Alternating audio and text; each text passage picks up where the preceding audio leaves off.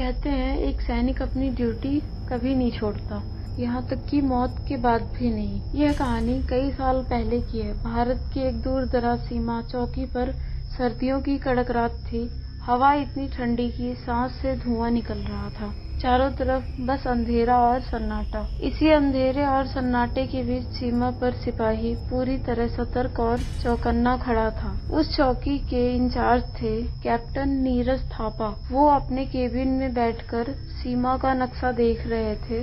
उन्हें एक अजीब सी अनहोनी का आभास हो रहा था। रात के लगभग 2 बज रहे थे। अचानक ठक ठक दरवाजे पर दस्तक हुई। इतनी रात को किसी के आने की उम्मीद नहीं थी। कैप्टन नीरज ने आवाज लगाई, कौन है? बाहर से आवाज आई, सर, सिपाही बलजीत सिंह, अंदर आओ। दरवाजा धीरे से खुला। अंदर एक जवान खड़ा था, पूरी सेना की वर्दी में। उसने आते ही सख्त अंदाज में सलाम किया। उसकी आवाज धीमी लेकिन साफ थी। सर, सीमा के उस पार कुछ हलचल है। लगता है आज रात हमला हो सकता है। कैप्टन नीरज थापा तुरंत खड़े हो गए। उन्होंने पूछा, तुम कौन हो? जवान ने जवाब दिया, सर, सिपाही बलजीत सिंह। कैप्टन ने तुरंत आदेश दिया, सभी जवानों को अलर्ट करो, गश्त बढ़ाओ। कुछ ही देर में पूरी चौकी सतर्क हो गई और फिर करीब आधे घंटे बाद वही हुआ जिसका अंदेशा था। सीमा पार से आतंकियों की घुसपैठ की कोशिश हुई, लेकिन सेना पहले से तैयार थी। मुठभेड़ हुई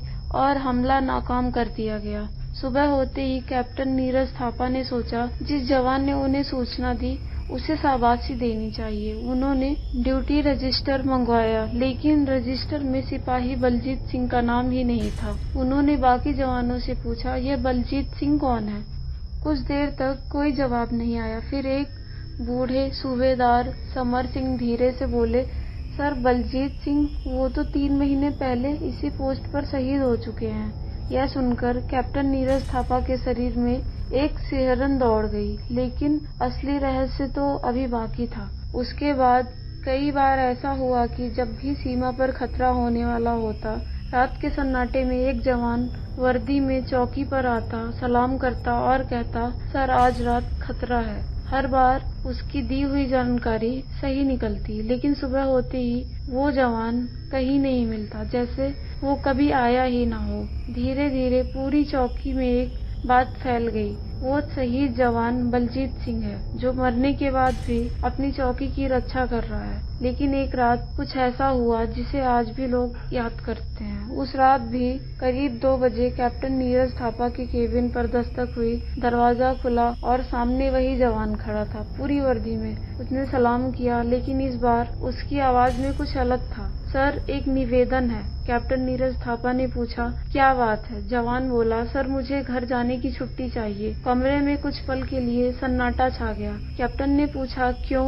जवान की आवाज हल्की कांप गई। सर, मेरी बेटी सब्बो की शादी 25 जून को है। मैंने उससे वादा किया था कि मैं जरूर आऊंगा। कैप्टन नीरज थापा कुछ पल चुप रहे, फिर बोले, ठीक है, मैं तुम्हें कल बताता हूँ। जवान ने सलाम किया और धीरे से चला गया। अगले दिन कैप्टन नीरज थापा ने अपने उच्च अधिकारियों से बात की। उन्होंने उस शहीद जवान के ड्यूटी के प्रति समर्पण की सराहना की और उसकी आखिरी इच्छा पूरी करने का निर्णय लिया। अगली रात वही जवान फिर आया। उसने सलाम किया, सर, मेरी छुट्टी पास हो गई? कैप्टन नीरज थापा ने कहा, हाँ, तुम्हारी छुट्टी मंजूर हो गई है। कल आर्मी की गाड़ी तुम्हें तुम्हारे गांव लेकर जाएगी और तुम्हारे साथ सूबेदार समर सिंह होंगे। ये तुम्हारी आखिरी छुट्टी है। जवान ने सलाम किया। अगले दिन एक छोटे से गांव में आर्मी की गाड़ी आकर रुकी। वो घर सिपाही बलजीत सिंह का था। आज उसकी बेटी सब्बो की शादी थी। सूबेदार समर सिंह और उनके साथ एक जवान शादी में शामिल हुए। शाम को बारात आई। सब्बो दुल्हन के रूप में बहुत सुंदर लग रही थी। एक कोने में खड़े सूबेदार समर सिंह को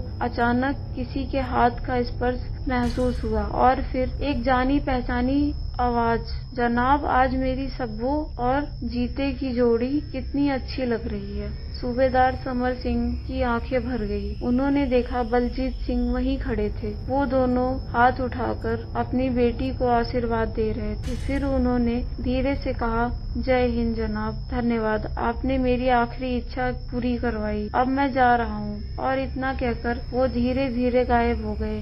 अगले दिन सूबेदार समर सिंह यूनिट लौट आए। उन्होंने कैप्टन नीरज थापा को पूरी बात बताई। यह सुनकर कैप्टन की आंखें भी भर आई। उस दिन के बाद सीमा पर वो जवान फिर कभी नहीं दिखा, क्योंकि शायद एक सैनिक की आत्मा को आखिरकार उसकी आखिरी छुट्टी मिल गई थी।